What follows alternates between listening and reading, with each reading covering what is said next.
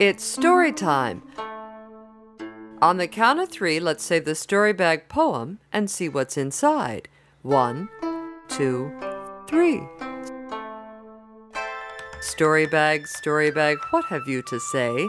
Story bag, what's in you today? We have a blue bird.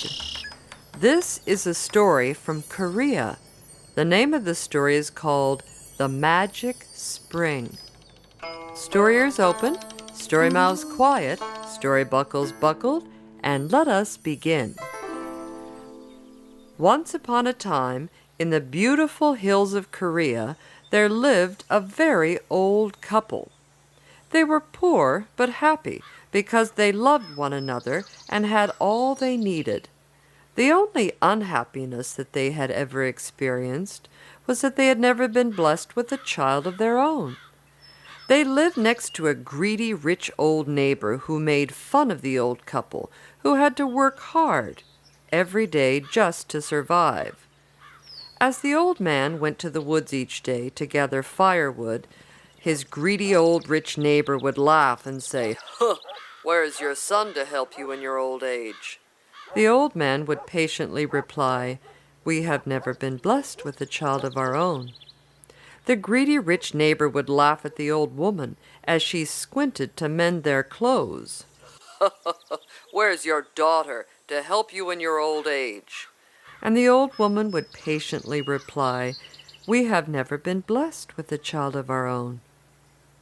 One day, the old man went to the woods to begin his work, and he noticed that spring had arrived and everything around him was green and fresh and new. He sat down on a stump to admire the beauty. Just then, he saw a bluebird land on the ground right in front of him. The bird began to sing. Such a lovely, sweet song. But then, the bird started to speak. "Follow me," she said, and she flew off a little way.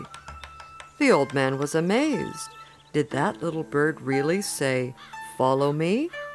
He hurried after the bird to see if it were true.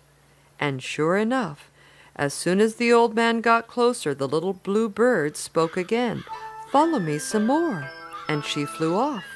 The old man followed and followed the little bird down the hills and through trees, over rocks, and into a clearing where there ran a spring of water. The little bird took a sip and then flew off. The old man said, "I'm too tired to follow you any further, my friend, but I will follow your example and take a sip of water." He cupped his hand and took a sip. The water was icy cold, and it felt like magic. The old man closed his eyes and fell into a deep sleep. When he awoke, it was evening. He jumped to his feet and exclaimed, "I have slept all day. I must hurry home, or my wife will be worried." When he arrived home, he opened the door, and his wife turned to greet him. But when she saw him, her jaw dropped open, and she could not speak. "What's wrong?" asked the old man. "Why are you looking at me like that?" "You are young again," stammered his wife. "Look into the mirror." The old man was shocked to see that he was a young man again. "What happened to you today?" she asked. He told her about the bird and the water, and he took the lantern and took his wife by the hand and took her to the spring, where she too had a drink of water. And when she awoke, she was young again. They walked home together, laughing and holding hands. But when their greedy rich neighbor saw them, he said, "How did you two become young again?" They graciously told their neighbor how to find the magic water, and he ran the whole way there. When he got to the stream, he threw himself on his belly and he drank. And he drank. And he drank and he drank and he drank until his belly was sloshing with water, and the stream was practically dry. Then he fell asleep. The young couple waited for their neighbor to return, but he wasn't back by dark. When it was late, they were worried. They took their lantern and walked to the magic spring. Before they got there, they heard a strange noise. They heard,